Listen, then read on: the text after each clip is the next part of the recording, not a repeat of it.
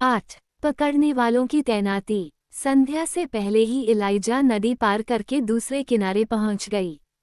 धीरे धीरे अंधेरा छा गया। इससे अब वह हेली को दिखाई न पड़ी।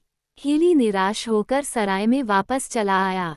उस घर में अकेला बैठा बैठा अपने भाग्य को कोसता हुआ मन ही मन कहने लगा, इस संसार में न्याय नहीं है। यदि न्याय होता तो मेरे इतने रुपयों का नुकसान क्यों होता। इसी समय वहां 2 आदमी और आ गए। उनमें एक ज्यादा लंबा था। उसके चेहरे से निर्दयता टपकती थी। जान पड़ता था मानो नरक का द्वारपाल है। उसके कपड़े और चाल ढाल भी इसी बात की गवाही दे रहे थे। उसे देखकर हेली बहुत संतुष्ट हुआ। बोला, लॉका, आज तो तुम बड़े मौके से आए। इस आदमी का नाम टॉम लॉका था। पहले हेली इसके साझे में काम करता था। लॉका के दूसरे साथी कद का नाटा था। उसका नाम था मार्क। हेली ने उसे देखकर पूछा, लॉका, यह आदमी तुम्हारा साझीदार जान पड़ता है। इस पर लॉका ने हेली और मार्क दोनों का आपस में परिचय करा दिया। फिर वह तीनों व्यवस्थापिका सभा के मेंबरों की भांति मेज पर बैठ गए। पहले हेली ने अपनी कहानी बड़े करुण शब्दों में आरंभ की। बार बार वह अपने भाग्य को कोसकर कहने लगा, औरत की जाति बड़ी दुष्ट होती है। उसे न्याय अन्याय का जरा भी विचार नहीं होता। हमने कितने रुपए देकर तो उसके छोकरे को खरीदा और वो औरत एक छोकरे की माया न तज सकी। देखो, उस औरत ने कितना अन्याय किया है। वह छोकरे को लेकर भाग गई। हेली की बातें सुनकर लॉका का साथी मार्क बड़ी गंभीरता से अपना मंतव्य प्रकट करने लगा। आजकल खेती बाड़ी, वाणिज्य, शिल्प और विज्ञान आदि सभी विभागों में नए नए आविष्कार हो रहे हैं। यदि संतान की मोह माया न रखने वाली जाति की स्त्रियों को पैदा करने की कोई कल निकल आए तो उससे संसार का बड़ा भला हो और सब भांति के आविष्कारों की अपेक्षा ऐसी स्त्रियां पैदा करने का आविष्कार सबसे अधिक उपयोगी होगा, इसमें कोई संदेह नहीं है। हेली ने उसका हृदय से अनुमोदन करके कहा, तुम बहुत ठीक कहते हो। कसम है, ऐसी औरतों के पैदा हुए बिना तो रोजी रोजगार करना दुश्वार है। छोटे छोटे बच्चे माताओं के सिर के बोझ ही हैं। भाई, तुम ही कहो, बच्चों से औरतों को क्या लाभ होता है? कुछ भी नहीं, लेकिन वे बच्चों को छोड़ना नहीं चाहती। वे ये भी नहीं समझती कि देने के सिवा बच्चे उनका कोई फायदा नहीं करते। खास करके चुपचाप लड़कों को खरीदारों के हवाले न कर देने से कितना पाप लगता है, यह उन अल्हड़ों के दिमाग में नहीं बैठता। हेली की बात समाप्त होते ही मार्क फिर कहने लगा, भाई, पिछले माह मैंने एक रोगी लड़के के साथ एक दासी मोल ली थी। सोचा था कि रोगी लड़के को माँ की गोद से लेकर बेचने में उसकी माँ कोई आपत्ति नहीं करेगी। लेकिन स्त्रियों की माया समझ में नहीं आती। रोगी लड़कों पर स्त्रियों का स्नेह और अधिक होता है।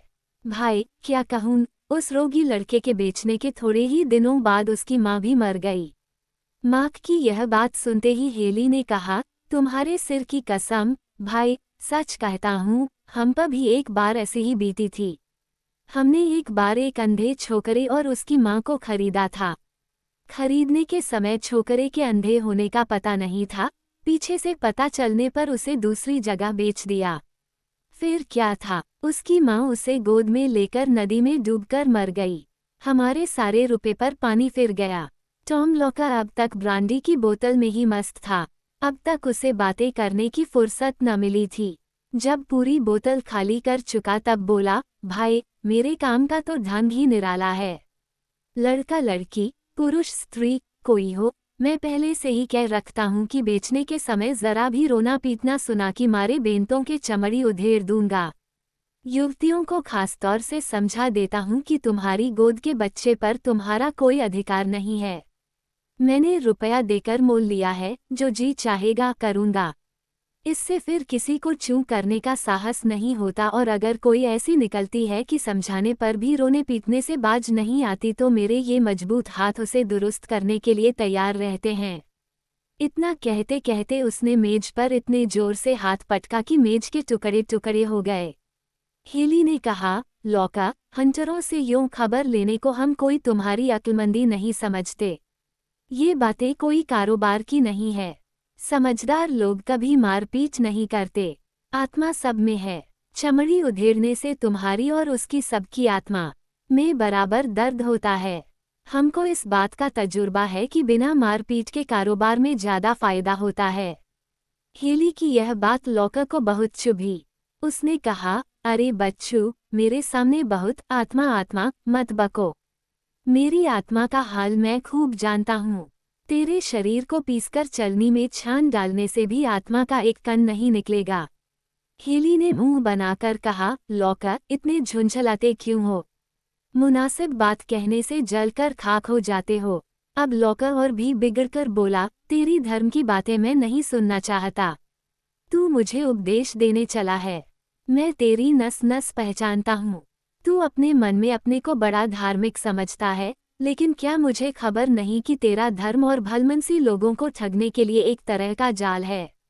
लोगों को कर्ज देते समय तू बड़ी भलमनसी दिखाकर मीठी मीठी बातें बनाता है, और जब रुपया वसूल करने का समय आता है तब तू गला घोंटकर आदमी को मार डालता है और उसका सब कुछ हजम कर जाता है।